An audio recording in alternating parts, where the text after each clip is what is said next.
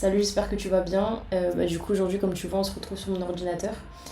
Aujourd'hui, je vais faire une vidéo un peu sur le backtest. En gros, je fais un backtest chaque fin de semaine et chaque fin de mois pour m'entraîner et pour prendre du recul. Donc, voir quelle position j'aurais dû prendre, quelle position j'ai pris et que je n'aurais pas dû prendre, si j'ai eu une bonne gestion de trade. Et puis voilà, ça me fait un petit recul, un petit entraînement. Donc, je commence mon analyse vraiment par le début. Donc là, j'ai tout enlevé en fait sur mon graphique. Je suis sur le DXY parce que je commence toujours mes analyses avec le DXY. Du coup là j'avais commencé en monthly parce qu'on est le 2 février. Donc en fait c'est la semaine du 2 au, si je dis pas de bêtises, du 2 au 6. Donc là je backtest la semaine du 2 au 6 février. Donc j'avais commencé en monthly parce qu'on commence un nouveau mois. Alors donc là j'avais mis une zone ici parce que comme on peut le voir, hop, là mon graphique il est vraiment vide hein, mais c'est fait exprès, c'est vraiment pour justement faire une petite analyse de A à Z et après pouvoir commencer le backtest de la semaine du 2 au 6 février. Du coup, là j'avais notifié donc un order block haussier en monthly. C'est très pertinent. Pourquoi j'ai pris ça ? Parce qu'en fait, juste après, il y a une grosse hausse. Et si je descends en weekly, on peut voir que le prix, il y a une petite contraction. Donc, ça peut être une zone. Et du coup, ça a été une zone où le prix a réagi, comme on peut le voir. Donc, j'avais notifié ici cette zone-là. Ensuite, donc en weekly, je regarde comment donc même en monthly, je retourne en monthly, je regarde comment la bougie, donc là c'est de janvier, comment elle s'est terminée. Donc là, je vais mettre le plus haut du mois. Hop.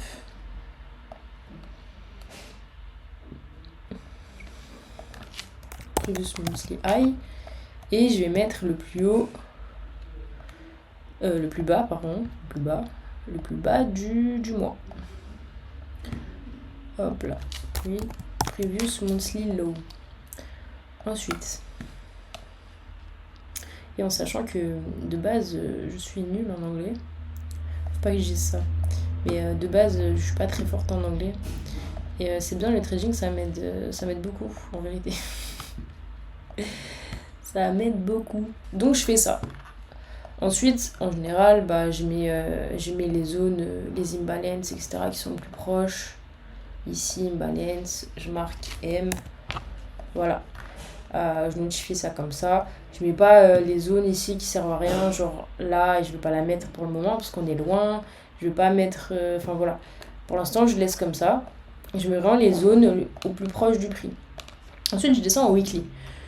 Weekly, pareil. Weekly, donc là, on voit que j'ai mis des traits. Pour ceux qui connaissent pas, c'est les pivots. Donc moi, j'utilise les pivots. On va le voir quand je descends en daily. Donc là, on peut voir quoi ? Que en fait, le prix l'a contracté pendant... depuis quand ?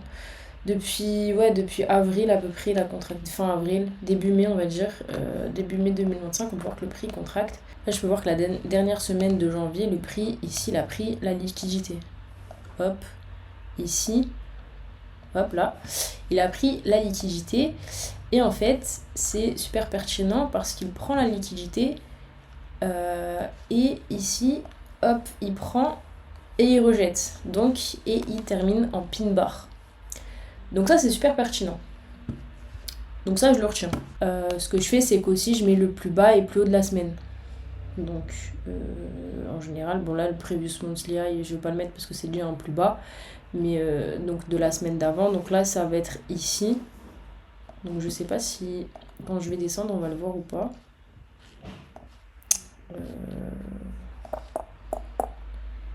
Previous weekly high.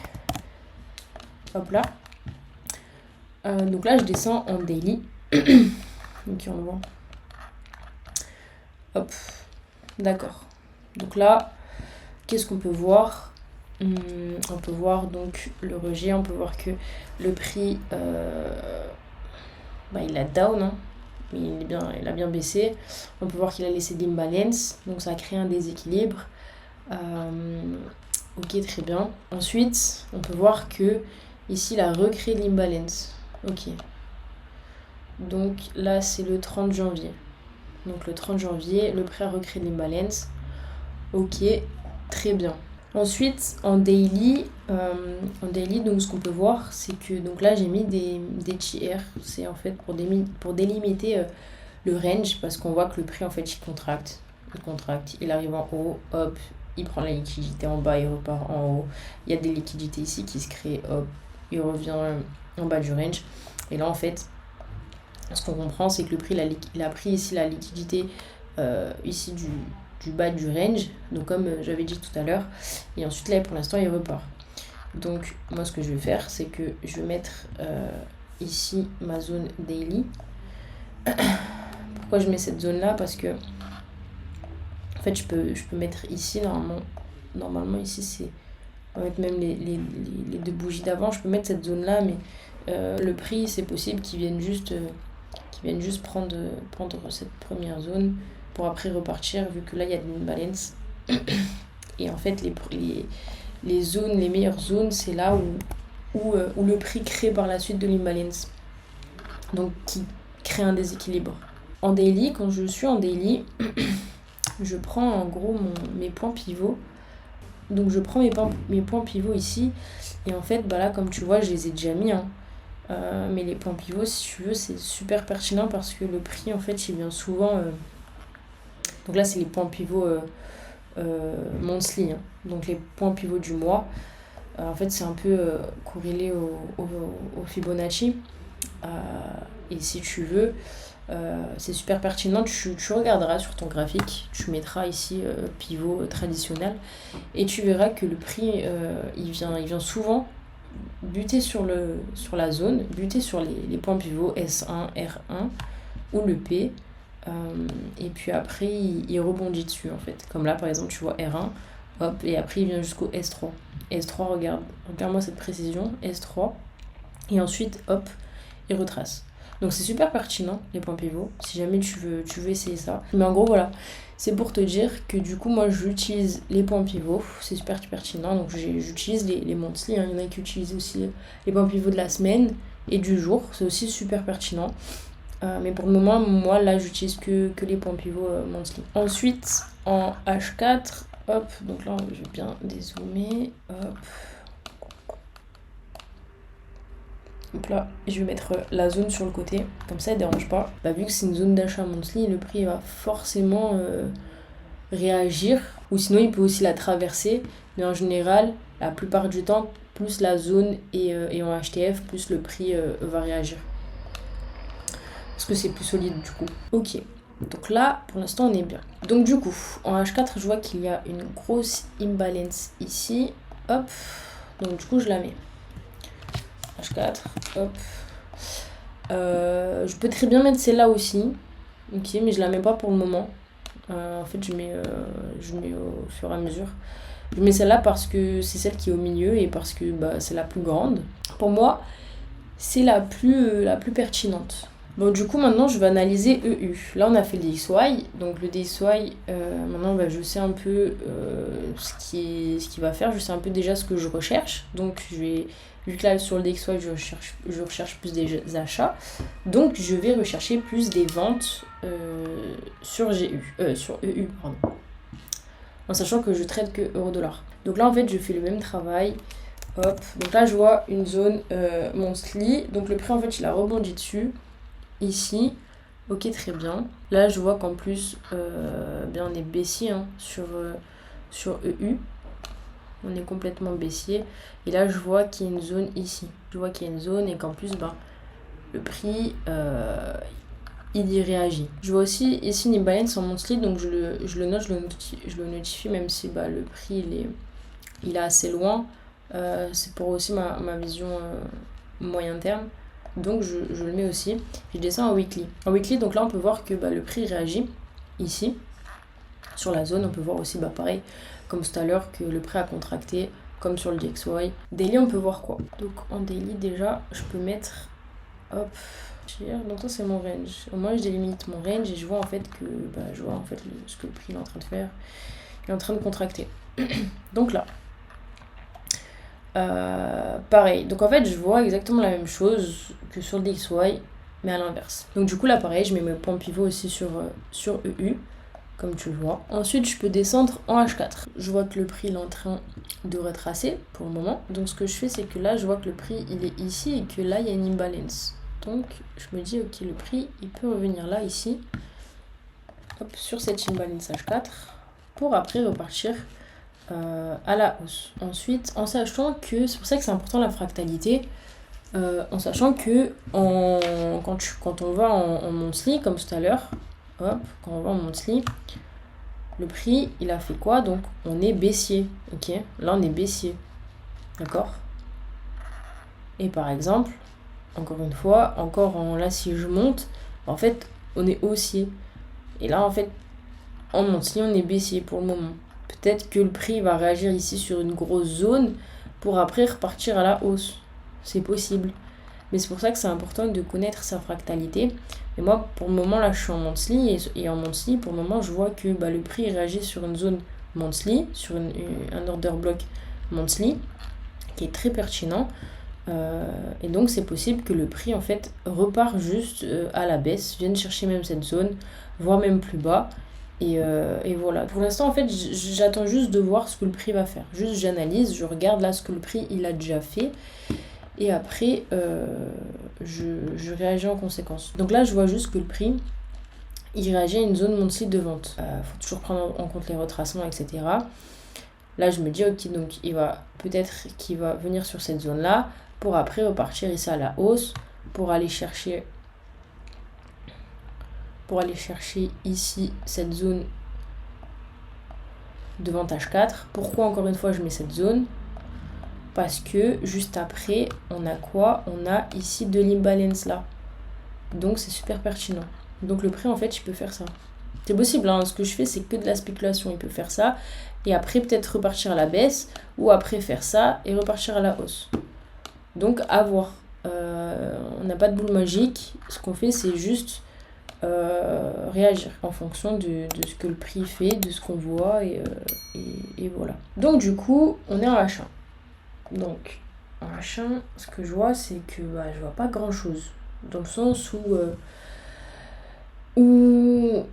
en fait j'aime pas cette sorte de configuration parce que en fait le prix, s'il avait fait ça et qu'il serait revenu, j'aurais considéré sûrement cette zone.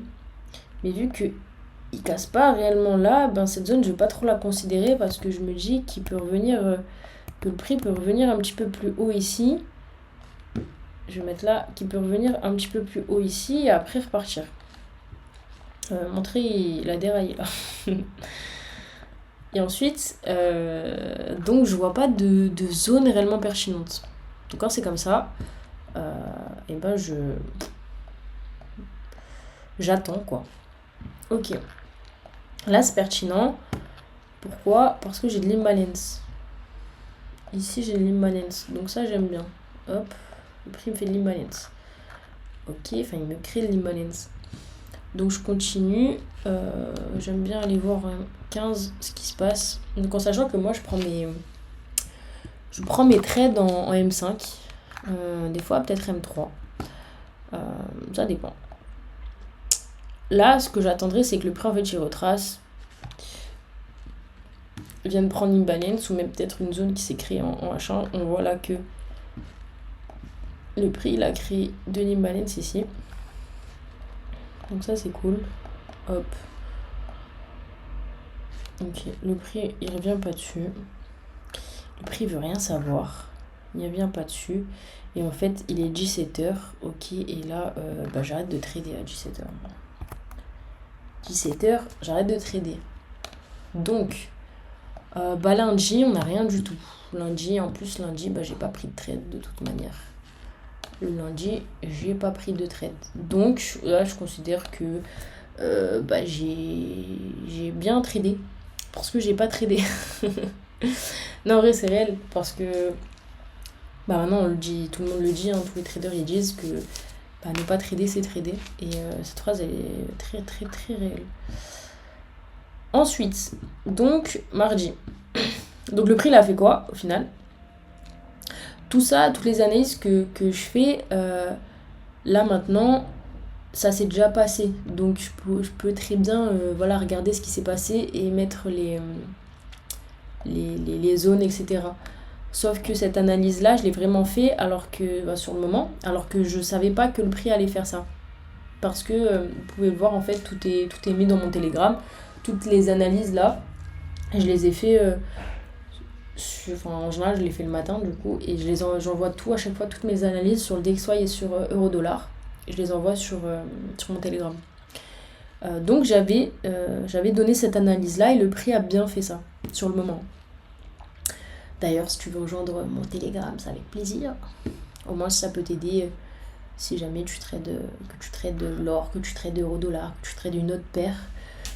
Voilà, je partage mes analyses, je partage aussi un peu mes pensées, je partage un peu tout, je partage ma vie, quoi. Et même si tu veux discuter sur Telegram, il n'y a aucun souci. Je reprends. Donc mardi, hop, alors mardi, donc je passe la session asiatique, hein.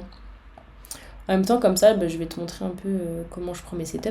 Donc, mardi, je vois quoi? Mardi, je vois, donc le prix, il a touché mon imbalance. Ok, très bien. Là, il a touché. Mais je me dis que c'est possible qu'en fait, eh bien, il revient ici dans l'imbalance ici. Puis, il revient ici prendre la liquidité, hop, du bas. Hop, qui vient de prendre ici la liquidité pour après repartir à la hausse et après prendre ma zone là. C'est tout à fait possible. Donc, moi je m'étais dit ça. Enfin, j'avais cette vision là en tout cas. Donc, ce qui fait que j'attendais cette zone là. Hop, j'attendais cette zone là. Je sais même plus si le prix là allait. Non, il n'était pas allé. Donc, ok, très bien, c'est ok. J'attends. Là, j'ai vu, c'est ça. Hop, là, j'ai vu que le prix, là, fait quoi? Il me crée une petite imbalance ici. Et en petite unité de temps, c'est pertinent parce que je me dis que peut-être, ok, le prix peut revenir là, hop. Donc, il peut prendre la liquidité ici et même voir ici, c'est possible, ou non. Et après, repartir à la hausse, quoi. Donc, je remets mon imbalance. Du coup, je vais en M15. Donc, j'aurai une petite unité de temps. En sachant que, ici, j'avais une opportunité ici à prendre. C'était en M30, je crois même pas. Ouais, c'était M30. En fait, j'avais une... Après, j'essaye de prendre vraiment mes zones en H1, H4. Moi, je prenais mes zones M30, mais c'est vrai que il y a beaucoup de zones M30. Des fois, c'est beaucoup plus pertinent, en tout cas, les zones H4, H1. Mais c'est vrai que là, j'avais une très bonne opportunité, je ne l'ai pas pris. Parce que j'essaye de respecter un max mon plan et de prendre que des setups A+. Mais c'est quelque chose que j'aurais pu prendre en vérité. Parce que le setup, il était super bien. Il était super beau. Vraiment. Magnifique. C'est vraiment... ça, c'est... J'adore. En gros, ce que j'attends, c'est... regarde, je vais te montrer. Hop, hop, hop, hop, hop, hop. Hop, voilà.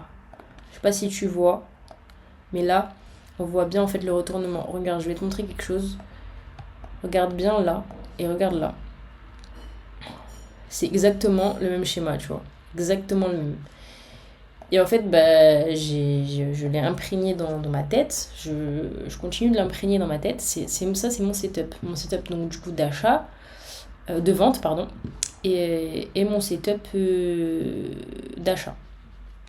Ici. En soi, c'est le même, hein, c'est juste qu'il y en a un qui contracte plus que l'autre. Du coup, je l'ai mis comme ça.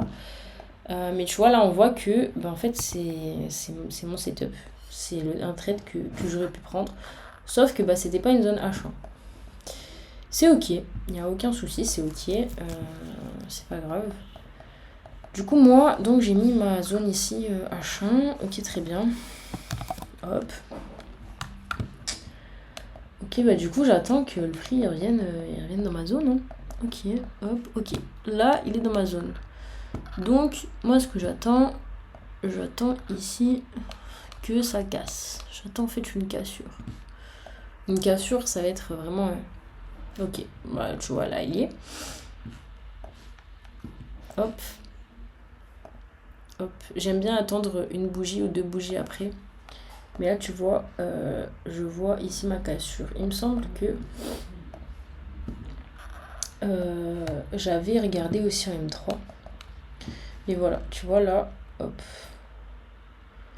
Pour moi, là, j'ai ma cassure. Ok, ouais, non, c'est plus pertinent, M5. J'ai ma cassure et en fait, bah, je l'avais pris ici, là, hop. Et en fait, c'est incroyable la précision de mon setup, j'adore. J'avais visé 3R. Du coup, ouais, j'avais visé 3R. Donc, ce qui fait que j'ai pris ce setup. Donc là, j'avais cut manuellement, il me semble. J'avais cut manuellement un petit gain. En fait, j'aurais dû cut ici. Mais il me semble que c'est ça. En fait, il me semble que j'ai fait ça. J'ai cut ici. Je crois qu'il faudrait que je regarde. Mais il me semble que j'ai cut ici. Non, j'ai cut un peu plus haut. Ouais, j'ai cut un petit peu plus haut. Mais en gros, ouais, j'aurais dû cut ici. J'aurais dû couper manuellement mon trait d'ici. Mais c'est pas grave, en soi, la vision, elle était bonne. Là, on peut voir que ça a bien pris la liquidité. J'aurais dû capter que le prix a pris la liquidité ici et c'est direct retourné. Donc, j'aurais dû peut-être cut ici, par exemple, à la pin bar anglo inverse. Mais voilà, franchement, c'est pas grave. C'était un super bon trade, je regrette pas. Ça a suivi mon plan. Ensuite, j'ai pas pris d'autres opportunités. Il me semble pas parce qu'après, bah, c'était plus pertinent. Je sais pas si j'avais un setup à l'inverse. Ou après, en fait, il était 17h et voilà, c'était plus pertinent après. On va passer à mercredi. Je vous ai pas montré tout à l'heure, du coup, j'ai complètement zappé. Mais en fait, là, le setup que j'ai pris, on le voyait à l'inverse, hein, sur le DXY. Hein. Je vais pas retourner à chaque fois sur le DXY. Mais en gros, donc là, c'est mercredi. Je redescends ici en M5.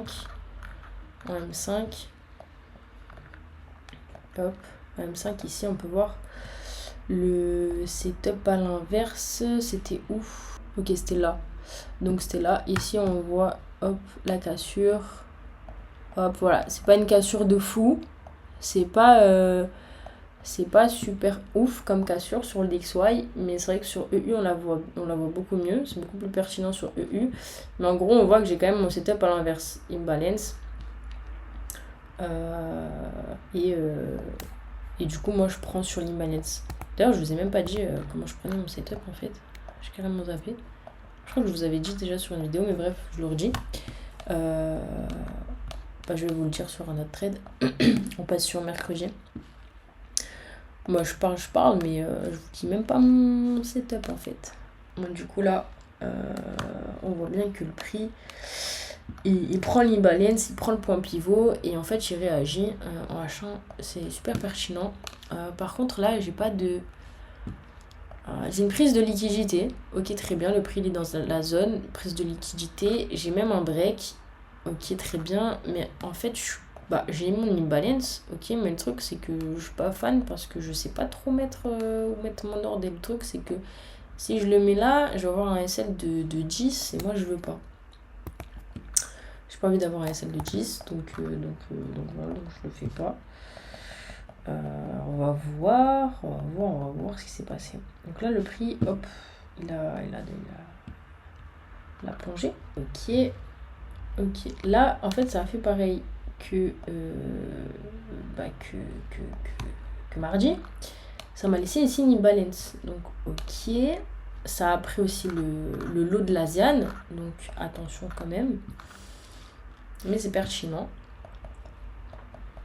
C'est pertinent. Donc, ce qui fait que je vais chercher encore une vente. Je vais voir. Je vais chercher une vente. Moi, là, en fait, je le vois comme ça.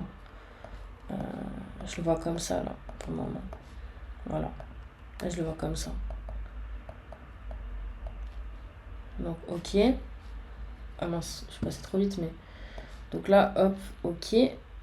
Du coup, là, je le vois comme ça, en fait, je vois qu'il ralentit. En plus, il mèche et tout sur la zone. Ok, très bien. Là, il y a mon break. Il y a mon petit break, là. Donc ça, j'aime bien.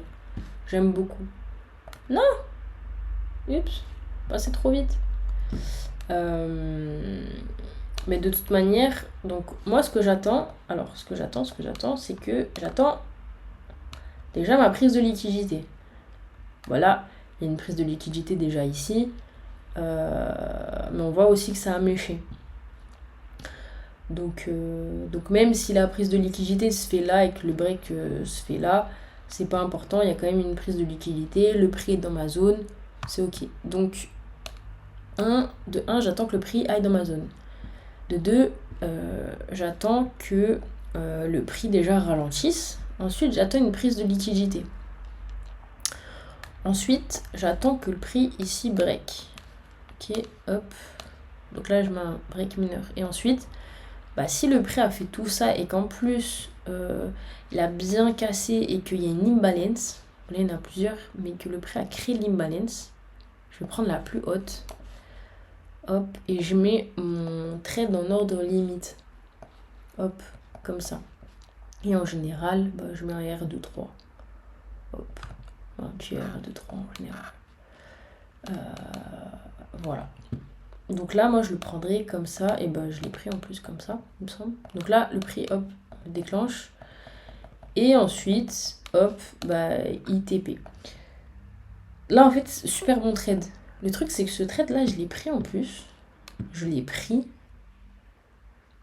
Mais comme je trade maintenant sur Apex, enfin avec Apex, et que je trade donc sur TradingView avec Tradeovate, un courtier de futur, en fait, je sais pas pourquoi, des fois, il y a des bugs. Je sais pas pour ceux qui sont en futur si ça arrive ou pas, mais sur Tradeovate, il y a des bugs, et en fait, là, comme je suis en transition en fait entre CFD et futur, là en fait il y avait un bug.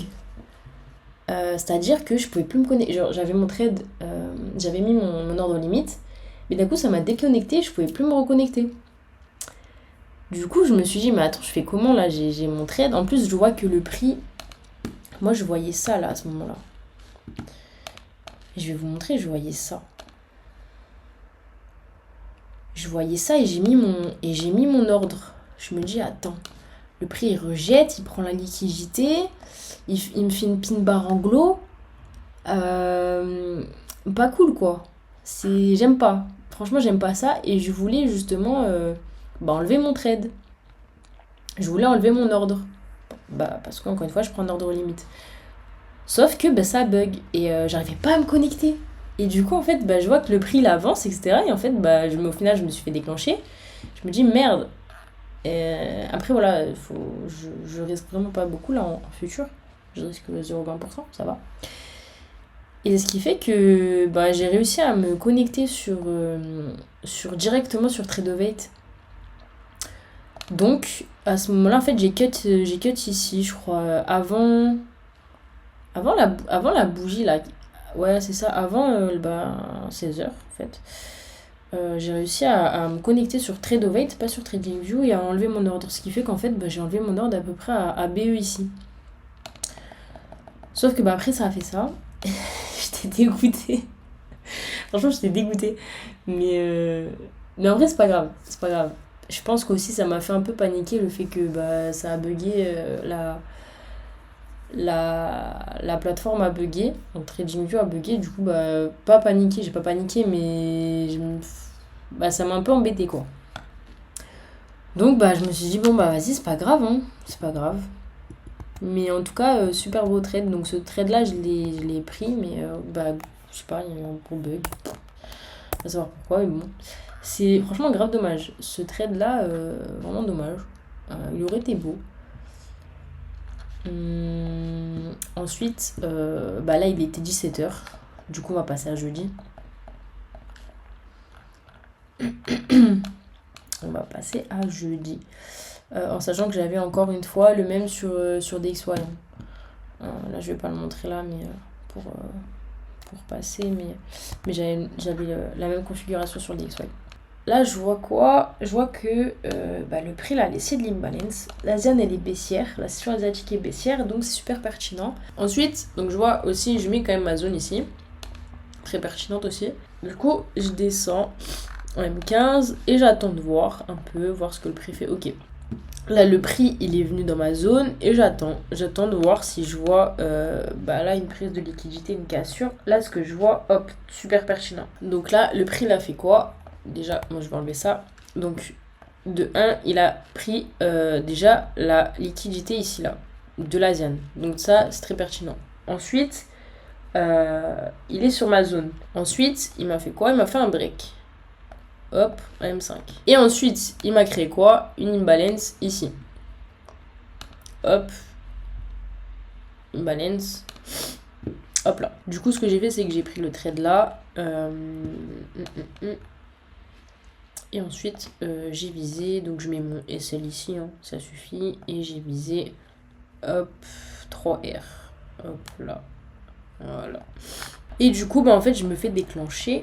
Et ensuite, ce qui fait que le prix s'est retourné. Je me rappelle. Il s'est retourné. Donc du coup, j'ai pris mon trade comme ça. Et en fait, ce qui s'est passé, c'est que moi, M1, je vais pas la descendre en M1, ça sert à rien. Mais en gros, je me rappelle, j'avais pris une position pour scale mon trade. Et ce qui fait que quand en fait, en futur, on prend une autre position, une seconde position, ou une troisième, etc., mais en fait, le prix, il se lisse. Enfin, ça fait un prix moyen. Ce qui fait que moi, dans mon trade là, j'étais à BE de base. Donc j'étais bien, j'étais rien censé perdre. Donc là, j'étais à BE. Sauf que, du coup, mon prix d'entrée, donc j'avais pris à peu près ici en M1. Mon prix d'entrée s'est mis ici. Et sauf que j'étais plus à BE. Et ce qui fait que j'avais même plus de SL. Mais moi, je savais pas. Du coup, j'étais même pas devant l'écran à ce moment-là. Enfin, en tout cas, j'étais à côté, mais je ne regardais pas vraiment. Et en fait, j'ai un peu... Au bout d'un moment, j'ai regardé, j'ai un peu capté ce que j'avais fait comme bêtise. Même si, bon, c'est une petite erreur, mais bon, voilà, j'apprends, je ne savais pas. Encore une fois, je n'irai pas risquer beaucoup, heureusement. Et ma position, ma première position, je l'avais cut du coup. Je l'avais cut quand même. Enfin, ma deuxième position, en M1, je l'avais cut. Et j'avais laissé cette position-là. Moi, je croyais que j'étais à BE, en fait, de base. Et du coup, ce qui fait que le prix s'est retourné. J'ai cut un peu en négatif. Je sais plus où vraiment j'ai coupé mon trade. J'ai coupé vers là, quelque chose comme ça. Et après, en fait, je s'est retourné. Donc là, j'ai une petite perte. En soi, mon trade était bien. Hein. Il était bien. Et comme on peut voir, au final, c'est que, hop, ici, on voit que le prix, il a pris... Donc du coup, le -1 de mon Fibo, négatif. Et ensuite, il a pris l'Asian low. Et après, il s'est retourné ici. Donc j'aurais pu cut en fait bien avant. Que ce soit là ou j'aurais pu cut avant. Quoi. Mais c'est pas grave. C'est pas grave, il n'y a aucun souci. En fait, j'aurais pu juste cut avant mon retournement et reprendre par exemple ici. Si jamais j'avais des confirmations M5. Je vais passer à vendredi. Il est quelle heure là? Non, 14h. J'ai pas eu d'opportunité l'après-midi. Puis en général, quand je prends une petite perte ou quoi, j'arrête de trader. Là, j'ai pas réellement de zone. Donc voilà. Il n'y a pas de zone après M30. C'est pas super pertinent. Et puis voilà. Après, de toute façon, il est 17h. Donc on passe à vendredi. Vendredi. Hop, il est quelle heure? Il est 7h. Ok. Donc moi vendredi 6, j'ai pas tradé. Je tradais que du coup mardi, mercredi, jeudi. J'ai pas eu de trade vendredi. Est-ce que j'ai arrêté un trade ou pas? On va voir. Donc là le prix, je vois qu'il a pris la liquidité. Ok, très bien. Donc je vais reprendre un H4. Moi je m'étais dit que le prix, là il allait sûrement peut-être rebondir. Prendre l'imbalance ici pour aller peut-être chercher cette zone-là H4 qui est pertinente ou même celle-là. Hein.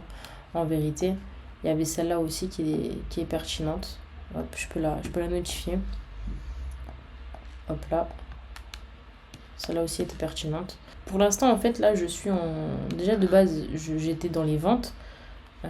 Mais pour que je recherche des achats, il me faut vraiment une cassure déjà, même en H1. Donc là, je vois que le prix, il trace. Donc là, je vais retenir cette Timbalance. Hop. Je vais la mettre. Hop. Donc ensuite, c'est pertinent. Hein. Je vois que le prix réagit sur mon imbalance. Là, il fail ici.